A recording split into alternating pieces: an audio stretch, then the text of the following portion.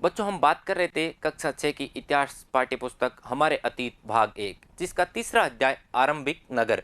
उसमें हम बात कर रहे थे भाग 1 में हड़प्पा सभ्यता के नगरों के बारे में। बच्चों हमने देखा कि हड़प्पा सभ्यता जो 4700 ईस्वी पूर्व में बनी हुई थी और एक नगरीय सभ्यता थी, उसके अवशेष हमें ब्रिटिश काल के समय जब इंजीनियरों के द्वारा पंजाब प्रांत में लाइनें बिछाई जा रही थी रेलवे की, तो उसमें हमारे सामने अवशेष मिले। वहीं पुरातत्वविदों को इस सभ्यता के अवशेष लगभग 80 वर्ष पहले मिले और उसमें सबसे पहले मिलने वाला स्थान था हड़प्पा। तो इस सभ्यता में जो अन्य स्थान मिल रहे थे बाद में, उन्हीं के नाम पर उस सभ्यता का नाम हड़प्पा सभ्यता रख दिया, क्योंकि हड़प्पा सभ्यता का जो पहला स्थल है वो प्राप्त हुआ था पुरातत्वविदों को हड़प्पा, जो रावी नदी के तट पर है, और उसी के नाम पर इस सभ्यता का नाम रख दिया हड़प्पा सभ्यता। वहीं बात करें कि इस सभ्यता में जो मुख्य नदी थी वो थी सिंधु नदी, और उस सिंधु नदी के कारण इसका नाम हम सिंधु घाटी सभ्यता भी पढ़ने को देखते हैं। और बच्चों उसमें हमने देखा कि जो एक नगरीय सभ्यता थी और उसमें सड़कों का विकास ग्रिड पद्धति अर्थात एक दूसरे को चौकोर के ऊपर काटने वाली पद्धति के ऊपर बनाया गया था। वहीं घरों के प्रकार में हमने देखा कि घर 1 मंजिल और 2 मंजिल में भी मिल रहे थे, और घरों में सुनियोजित तरीके से 4 से 5 कमरे, कुएं के अवशेष भी मिले हैं, स्नानघर के अवशेष भी मिले हैं। वहीं मोहनजोदड़ो से हमें महान स्नानागारों के अवशेष भी मिले हैं। और बच्चों बात करें कि घरों से जो निकलने वाला गंदा जल है उसके लिए नालियों की व्यवस्था की गई थी, और जो मुख्य नाली में कनेक्ट होकर आगे मेन हॉल में जुड़ जाती थी। और ये नालियां उस समय भी बच्चों बंद अवस्था में अर्थात ढकी हुई अवस्था में मिल रही थी। अब बच्चों बात करेंगे इस नगरीय सभ्यता के अन्य जो विशेषताएं हैं उसके बारे में। तो देखिए बच्चों, इस सभ्यता में बात करेंगे कि कच्चे माल की खोज यहाँ पे किस प्रकार से और किस प्रकार से यहाँ पर कच्चे माल का उत्पादन और उससे वस्तुएं तैयार की जाती थी। तो बच्चों पहले बात करते हैं कि कच्चा माल कहेंगे किसे। तो कच्चा माल ऐसा माल बच्चों जो या तो हमें प्राकृतिक रूप से मिलता हो अर्थात प्रकृति के द्वारा प्रदत्त कोई भी वस्तु क्या है हमारे लिए कच्चा माल है, और या फिर बच्चों दूसरा तरीका है किसान और पशुपालक इसका क्या करते हो उत्पादन करते हो, तो वो सभी माल क्या कहलाएगा कच्चा माल कहलाएगा। जैसे बच्चों लकड़ी और धातुओं के अयस्क, ये क्या है कच्चा माल है। और इस कच्चे माल से बच्चों विभिन्न तरह के उत्पाद और चीजें बनाए जाते थे। जैसे बात की जाए कि बच्चों किसानों के द्वारा क्या उत्पादन किया जाता है, कपास का उत्पादन किया जाता है। तो किसान के द्वारा कपास का उत्पादन किया जा रहा है, तो कपास यहाँ पर बच्चों क्या है एक कच्चे माल के रूप में हमारे सामने है। तो कपास क्या हो गया कच्चा माल हो गया, क्योंकि कपास का उत्पादन किसके द्वारा किया जा रहा है किसान के द्वारा किया जा रहा है। और बच्चों हम देखते हैं कि कपास की कताई और बुनाई करके विभिन्न प्रकार के वस्त्र तैयार किए जाते हैं। तो कपास क्या हुआ यहाँ पर कच्चा माल अर्थात रॉ मटेरियल हुआ, और इससे विभिन्न प्रकार के कपड़े तैयार होते हैं। हड़प्पा सभ्यता के लोग बच्चों बात करेंगे कि तांबा, लोहा, सोना, चांदी और बहुमूल्य पत्थरों जैसी वस्तुओं का क्या किया करते थे आयात किया करते थे।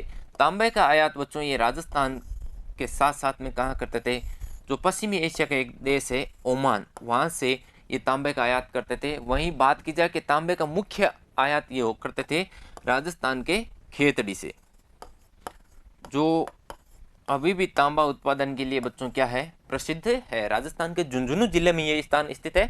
खेतड़ी और सिंगाना की खाने वो तांबे के उत्पादन के लिए जानी जाती है, और जो हड़प्पा सभ्यता के लोग हैं उनको भी यहाँ से तांबे का क्या किया जाता था निर्यात किया जाता था। अर्थात हड़प्पा सभ्यता के लोग तांबे का आयात कहाँ से करते थे राजस्थान से, और एक पश्चिमी एशिया का देश है ओमान, ओमान से भी ये तांबे का आयात किया करते थे। वहीं बच्चों बात करें टिन धातु की, तो टिन धातु का आयात ये लोग आधुनिक ईरान और अफगानिस्तान नामक देशों से ये क्या करते थे टिन का आयात करते थे, और इसका उपयोग बच्चों तांबे के साथ में टिन को मिलाकर क्या बनाई जाती है नई धातु कांसा का निर्माण किया जाता है।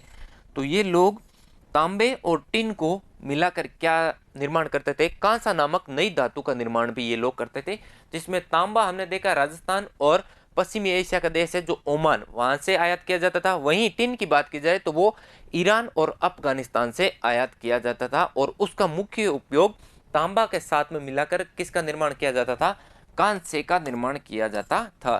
तो बच्चों आपसे पूछा जा सकता है कि कांसा किन दो धातुओं का मिश्रण है, तो हम बता सकते हैं कि तांबा और टिन ये दोनों मिलकर किसका निर्माण करेंगे, कांसा नामक नई धातु का निर्माण करेंगे। तो उस समय में भी ये लोग क्या करते थे, ऐसी धातुओं जो यहाँ पर उपलब्ध नहीं थी स्थानीय स्तर पर, उनका क्या करते थे, आयात करते थे।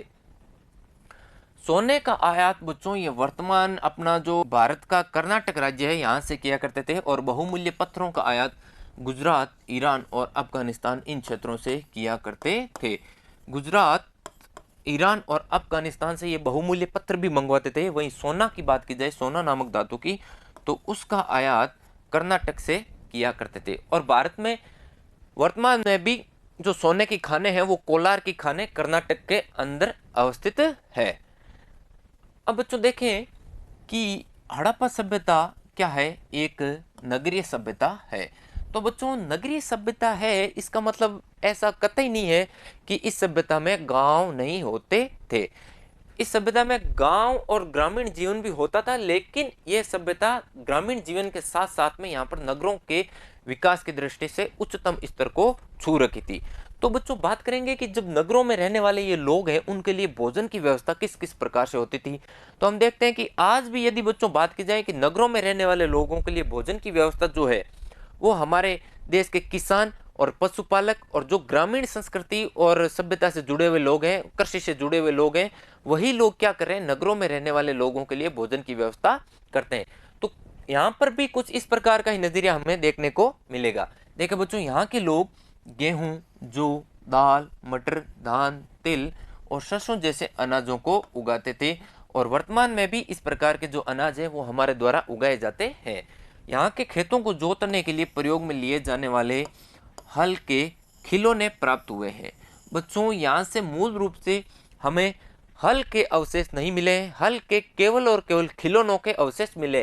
क्योंकि बच्चों हल प्राय किस के बने होते थे, लकड़ी के बने होते थे, और लकड़ी के बने होने के कारण इतने वर्षों में उनका क्या हो गया, विनाश हो गया। इसलिए जो हल के जो खिलौने बने हुए वो हमें यह प्रकट करवाते हैं कि ये लोग क्या करते थे, खेतों को जोतने के लिए हल का प्रयोग भी किया करते थे।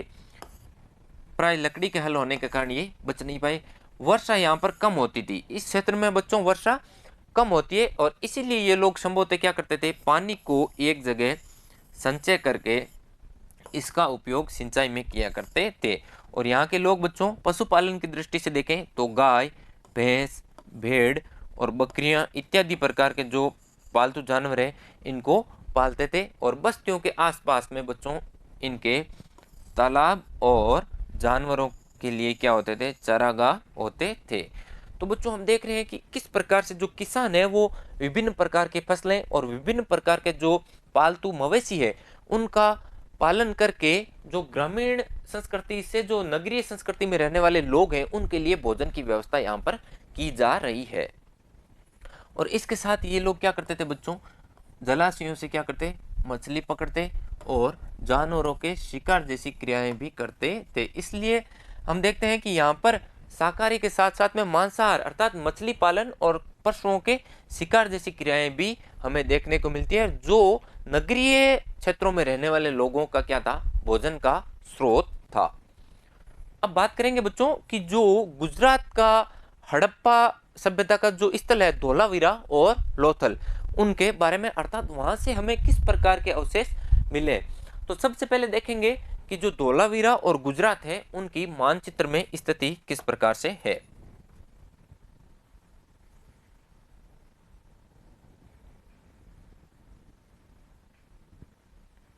तो बच्चों आप देख रहे हैं कि ये क्षेत्र जो आपको दिखाई दे रहा है ये कौन सा क्षेत्र है, धोलावीरा, जो वर्तमान गुजरात के अंदर स्थित है। और इसका दूसरा मुख्य क्षेत्र है बच्चों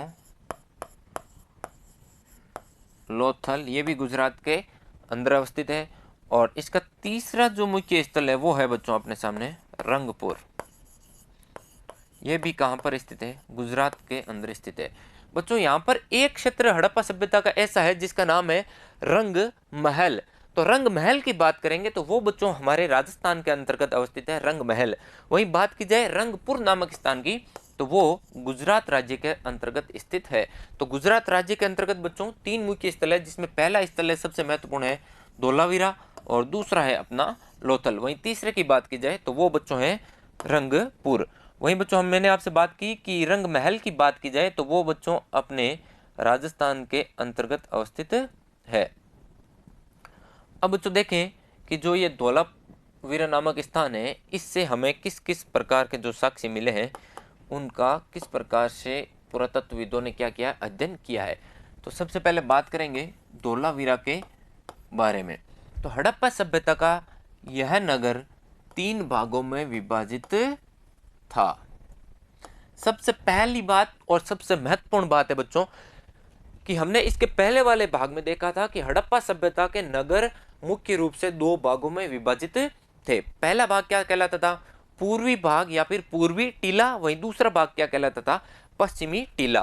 पूर्वी भाग बच्चों जिसमें क्या रहते थे, आम जनता के द्वारा निवास किया जाता था, और उसके बाहर भी क्या थी, चारों तरफ चार दीवारी की गई थी, और उसको पूर्वी टीले के नाम से भी पुकारा जाता था। और पूर्वी टीला निचले भाग में स्थित था। वहीं बात करें पश्चिमी टीले की तो वो ऊपरी भाग में स्थित था, और उसके वहां पर क्या रहते थे, चारों तरफ चार दीवारी, और वहां पर जो नगर का अमीर वर्ग है और शासक वर्ग के द्वारा निवास किया जाता था पश्चिमी टीले के अंतर्गत। वहीं बच्चों हम देखेंगे कि धौलावीरा स्थान है जो 2 भागों में विभाजित नहीं होकर कितने भागों में विभाजित है बच्चों, 3 भागों के अंतर्गत विभाजित है। इसलिए ये अपने आप में हमारे लिए क्या हो जाता है, बहुत अधिक महत्वपूर्ण हो जाता है कि हड़प्पा सभ्यता का ऐसा कौन सा स्थल है जो 2 भागों की बजाय 3 भागों के अंतर्गत विभाजित किया गया है। तो उसका नाम आएगा अपने सामने गुजरात राज्य में स्थित धौलावीरा नामक स्थान का। ये बच्चों ध्यान रखें, सबसे महत्वपूर्ण बात है। इसके भी अगर सभी हिस्सों की बात करें तो वो चार दीवारी से घिरे हुए साक्ष्य प्राप्त हुए हैं, और इसके अंदर जाने के लिए बड़े बड़े प्रवेश द्वार बने होते थे। यहाँ पर बच्चों एक खुला मैदान के रूप में भी साक्ष्य मिला है, अर्थात यहाँ पर एक ऐसा बड़ा मैदान मिला है जहाँ हम बात करें कि मैदानों की, तो मैदानों में सार्वजनिक कोई भी कार्यक्रम होते थे, उनके आयोजन आज भी हमारे द्वारा करवाए जाते हैं। तो अनुमानतः यहाँ पर भी सार्वजनिक कार्यक्रमों के आयोजन में काम आते होंगे ये वाले जो खुले मैदान है वो। और यहाँ से मिले अवशेषों में हड़प्पा लिपि के बड़े बड़े अक्षरों को पत्थर के ऊपर खुदा हुआ पाया गया है। तो बच्चों ये भी अपने आप में एक अनोखी अवशेष है हमारे सामने कि यहाँ से जो हड़प्पा लिपि के अवशेष मिल रहे हैं वो पत्थर के रूप में और पत्थर के अंदर खुदी हुई अवस्था के अंतर्गत मिले हैं। वहीं दूसरी जगह से बात करेंगे हड़प्पा सभ्यता के अन्य स्थलों से, तो हम देखते हैं कि ये जो हड़प्पा लिपि के अवशेष हैं वो मुहर जैसी कोई भी छोटी वस्तु के ऊपर पाए गए हैं, लेकिन धौलावीरा स्थान से ये जो हड़प्पा लिपि के अवशेष है वो पत्थर के अंदर खुदी हुई अवस्था में हमें अवशेष के रूप में प्राप्त हुए हैं। तो बच्चों हड़प्पा सभ्यता के जो धौलावीरा स्थान है इसमें हमने देखा कि ये नगर 3 भागों में विभाजित था, और तीनों ही भाग इसके चार दीवारी से घिरे हुए थे, और इसके अंदर जाने के लिए बड़े बड़े क्या होते थे, प्रवेश द्वार होते थे। वहीं यहाँ पर एक खुला मैदान भी मिला है, और यह खुला मैदान सार्वजनिक कार्यक्रमों के आयोजन में काम आता होगा। अब बात करें कि हड़प्पा सभ्यता की लिपि की, तो धौलावीरा से इस लिपि के एक अनोखे अवशेष प्राप्त हुए जिसमें हम देखते हैं कि पत्थर के अंदर ये लिपि खुदी हुई अवस्था में मिली है। वहीं अन्य जगहों से क्या है, ये मुहर के रूप में अपने को हड़प्पा लिपि मिली है। अब बात करें कि गुजरात की जो खंबात की खाड़ी है उसमें गिरने वाली साबरमती नदी की एक उपनदी के किनारे दूसरा गुजरात का मुख्य स्थल वो है लोथल। साबरमती नदी उसकी एक उपनदी है, उसके किनारे बसा हुआ एक स्थान है बच्चों हड़प्पा सभ्यता का, और यह भी अपने आप में एक बहुत ही महत्वपूर्ण स्थान है लोथल। यहां पर बच्चों कीमती पत्थरों जैसा कच्चा माल आसानी से प्राप्त होता है। कीमती पत्थरों के जैसा कच्चा माल आसानी से प्राप्त होता है, और इन कीमती पत्थरों के द्वारा अलग अलग प्रकार की वस्तुएं और मूर्तियां बनाई जाती है। और लोथल से क्या मिले हैं बच्चों, हमें बंदरगाह के अवशेष मिले हैं, अर्थात लोथल एक बंदरगाह शहर था और यहाँ से सामान का आयात और निर्यात भी किया जाता था। यह पत्थरों, शंखों और धातुओं से बनाई गई चीजों का महत्वपूर्ण केंद्र था। यहाँ पर कीमती पत्थर मिल रहा है, इसलिए बच्चों यहाँ पे पत्थर समुद्र के किनारे स्थित है, इसलिए शंख और धातुओं से बनाई गई विशेष प्रकार की वस्तुओं का संग्रहण का ये क्या था, एक बहुत ही बड़ा महत्वपूर्ण केंद्र था और यहाँ से जो चीज़ें होती थी वो अन्य क्षेत्रों में निर्यात भी की जाती थी। यहाँ स्थित एक भंडार गृह से कई मोहरें और मुद्रांकन या फिर मोहरबंदी मिली है। मोहरबंदी, मुद्रांकन या मोहरें क्या है, इसके बारे में हम अभी बात करेंगे बच्चों। यहाँ से एक इमारत भी मिली है जो संभवतः मन के बनाने में कार्य किया जाता था, इस इमारत का उपयोग लिया जाता था। और पत्थर के टुकड़े, अध बने मन के बनाने के जो उपकरण है वो, और तैयार मन के भी इस इमारत से हमें मिले हैं। अर्थात यहाँ पर मन के बनाने का कार्य और जो उद्योग है वो अपने चरम स्थिति पर यहाँ पर देखने को मिल रहा है। लोथल नामक स्थान से हमें इसके साक्ष्य प्राप्त हो रहे हैं। अर्थात यहाँ पर मन का उद्योग क्या है, बहुत अधिक विकसित अवस्था में मिला। अब बात करें बच्चों कि जो मुद्रा और मुद्रांकन या मोहरबंदी है, इसको किस प्रकार से उपयोग में लेते थे और क्या ये मोहरबंदी या मुद्रांकन की व्यवस्था आज भी हम लोग देखते हैं या फिर आज भी ये प्रचलित है या नहीं है। तो देखें बच्चों कि मोहरों का प्रयोग सामान से भरे उन डिब्बों या थैलों को चिन्हित करने के लिए किया जाता होगा जिन्हें एक जगह से दूसरी जगह भेजा जाता था। तो बच्चों कोई भी सामान से भरे हुए डिब्बे या थैले होते थे, उनको एक जगह से दूसरी जगह यदि भेजना होता था तो उनके ऊपर क्या लगा के भेजा जाता था, इस प्रकार की कुछ मोहरें लगाकर भेजा जाता था। और बच्चों जब ये मोहरें टूटी हुई अवस्था में नहीं मिलती तो इसका अर्थ क्या होता कि सामान सुरक्षित रूप से पहुंचा है, और ये टूटी हुई अवस्था में मिलती तो सामान के साथ में कुछ न कुछ छेड़छाड़ हुई है। और इन मोहरों का प्रयोग बच्चों आज भी हमारे द्वारा व्यापार में किया जाता है और ठीक इसी प्रकार से उपयोग में ली जाती है। तो देखें बच्चों, थैले को बंद करने के बाद उनके मुहानों पर गिल्ली मिट्टी पोतकर उन पर मुहर लगाई जाती थी, और मुहर की छाप को क्या कहते थे, मुहरबंदी कहते थे। तो बच्चों जो मुहर लगाई जाती थी और उस मुहर की जो छाप होती थी उसको ही क्या कहते थे, मुहरबंदी कहते थे। अगर ये छाप टूटी हुई नहीं होती तो ये साबित हो जाता था कि सामान के साथ में किसी भी प्रकार की छेड़छाड़ नहीं हुई है, और अन्यथा अगर ये टूटी हुई मिलती तो सामान के साथ में 110% क्या हुई है बच्चों, छेड़छाड़ हुई है। तो बच्चों इस प्रकार हम देखते हैं कि हड़प्पा सभ्यता के लोग आज से 4700-4800 वर्ष पूर्व भी किस प्रकार से मोहरों का प्रयोग करते थे और जिनका प्रचलन आज भी हम देखने को मिलते हैं। अब बच्चों बात करें कि इस प्रकार से जो एक सभ्यता नगरीय सभ्यता थी और अपने चरम के ऊपर थी, वहां पर जिस प्रकार के नगरों के अवशेष, वहां पर जो ढकी हुई नालियों के अवशेष, घरों के अवशेष, व्यवसाय के अवशेष, आयात और निर्यात की जाने वाली वस्तुओं के अवशेष से हम देखते हैं कि यह सभ्यता अपने चरम पर थी। और इस सभ्यता में सभी नगरों का विकास एक बहुत ही सुनियोजित तरीके से किया गया था। तो इस सभ्यता का अंत किस प्रकार से हुआ और इसका एक रहस्य आज भी हमारे सामने है। तो हम देखते हैं कि जो पुरातत्वविद और वैज्ञानिक है वो अनुमान के आधार पर बताते हैं कि इस सभ्यता का अंत या तो प्रकृति के द्वारा सूखे की स्थिति के कारण हुआ, या फिर नदियों के अंतर्गत जो बाढ़ आई उसके कारण हुआ, नदियों में पानी का जल स्तर जो है बढ़ गया, उसके कारण यहाँ पर बाढ़ आने से इस सभ्यता का अंत हो गया हो, या फिर कोई प्रकार की जो प्राकृतिक विपदा है उसके कारण इस सभ्यता का अंत हुआ हो। देखते हैं बच्चों कि इसके क्या अवशेष मिले हैं। तो लगभग 3900 वर्ष पहले यहाँ पर एक बड़ा बदलाव देखने को मिलता है और अचानक लोगों ने इन नगरों को क्या कर दिया बच्चों, छोड़ दिया, और लेखन, मोहरें और बाटों का प्रयोग भी यहाँ पर धीरे धीरे क्या हो गया, बंद हो गया। और कच्चे माल का आयात भी पुरातत्वविदों को देखने को मिला है कि वो भी क्या हो गया, कम हो गया। तो बच्चों यहाँ सभ्यता के लोग जो हैं वो धीरे धीरे इन नगरों को छोड़ रहे हैं। बाटों का प्रयोग, लेखन और मोहरों का प्रयोग धीरे धीरे क्या हो रहा है, बंद हो रहा है। कच्चे माल का आयात भी क्या हो रहा है, धीरे धीरे कम हो रहा है। मोहनजोदड़ो जहाँ से हमें महान स्नानागार मिले हैं, वहाँ की सड़कों पर कचरे के ढेर बनने लगे, जिससे जल निकास की प्रणालियां क्या हो गई, पूर्ण रूप से नष्ट हो गई। हम देखते हैं कि किस प्रकार से यहाँ एक सुनियोजित व्यवस्था की गई थी जल निकास की, और वही प्रणाली क्या हो रही है, नष्ट हो रही है। और सड़कों पर ही लोगों के द्वारा झुग्गियां बनाकर अर्थात झुग्गी नुमा घर बनाकर लोग सड़कों के ऊपर ही रहने लगे। तो ये क्या है, इस सभ्यता के अंत या फिर पतन का क्या है, संकेत है।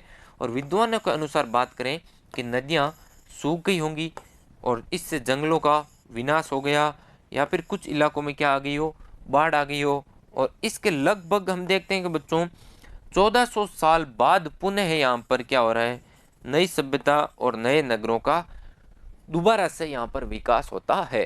तो इस सभ्यता के अंत की बात करें तो मुख्य रूप से 2 से 3 बिंदु निकल कर आते हैं कि यहाँ पर या तो सूखे की स्थिति उत्पन्न हुई हो और या फिर यहाँ पर बाढ़ की स्थिति देखने को मिली हो। और इनसे दोनों से ही क्या होगा कि जो वन है उनका क्या हो गया, विनाश हो गया, और इस सभ्यता का धीरे धीरे इस प्रकार से पतन हो गया। अब बच्चों बात करें कि 5000 साल पहले मिस्र, जो अफ्रीका महाद्वीप और नील नदी के किनारे स्थित एक देश है, वहां पर शासन करने वाला राजाओं ने क्या किया, सोना चांदी हाथी दांत लकड़ी और हीरे जवाहरात लाने के लिए अपनी सेनाएं दूर दूर तक भेजी। और बच्चों इन्होंने क्या किया, बड़े बड़े मकबरे बनाए और जिन्हें हम मिस्र के पिरामिड के नाम से जानते हैं। तो बच्चों प्रश्न आता है कि पिरामिडों के लिए कौन सी जगह या कौन सा देश, तो उसमें हम बात करेंगे कि मिस्र के पिरामिड क्या है, विश्व में सबसे प्रसिद्ध पिरामिड है। राजाओं के मरने पर उनके जो शव होते हैं उन्हीं पिरामिडों में दफनाकर क्या रखा जाता है, इन शवों को सुरक्षित रखा जाता है। और जो बच्चों इनके शव होते थे, इन शवों को क्या कहते थे, मम्मी के नाम से पुकारा जाता है। इन शवों को मम्मी के नाम से पुकारा जाता है। और इन शवों के साथ साथ में हम देखें बच्चों कि अनेक चीजें भी दफनाई जाती थी, जैसे खाद्यान्न हुए, पेय पदार्थ हुए, वस्त्र, गहने, बर्तन, वाद्य यंत्र, हथियार या फिर विभिन्न प्रकार के जो जानवर हैं उनको इन शवों के साथ में दफनाया जाता था। और इस डायग्राम के अंदर आप देख रहे हैं बच्चों, ये जो दिखाई दे रहे हैं आपको, ये क्या है, मिस्र के प्रसिद्ध पिरामिड हैं। और इनके अंदर क्या है, राजाओं के जो शव होते हैं जिनको मम्मी बोला जाता है, उनको इनके अंदर दफनाया जाता था। और विश्व में पिरामिडों के लिए प्रसिद्ध देश कौन सा है, मिस्र है। अब बच्चों देखें कि कभी कभी इन शवों के साथ में जो राजा और रानियां होती थी उनके सेवक और सेविकाओं को भी साथ में दफना दिया जाता था। और दुनिया के इतिहास में शवों को दफनाने की परंपरा के आधार पर यदि देखें तो मिस्र में ही सबसे अधिक धन दौलत का खर्च किया जाता था इन शवों को दफनाने के अंदर। तो बच्चों ये था अपना अध्याय संख्या 3 आरंभिक नगर, अर्थात जो हड़प्पा सभ्यता है उसके बारे में जो अध्ययन किया उसका भाग 2। और यहीं पर यह अध्याय समाप्त होता है। और इसके अगले भाग में हम बात करेंगे बच्चों, इसके तीसरे भाग में इस अध्याय से संबंधित जो अभ्यास प्रश्न और उत्तर बन सकते हैं उनके बारे में। तब तक के लिए बच्चों धन्यवाद।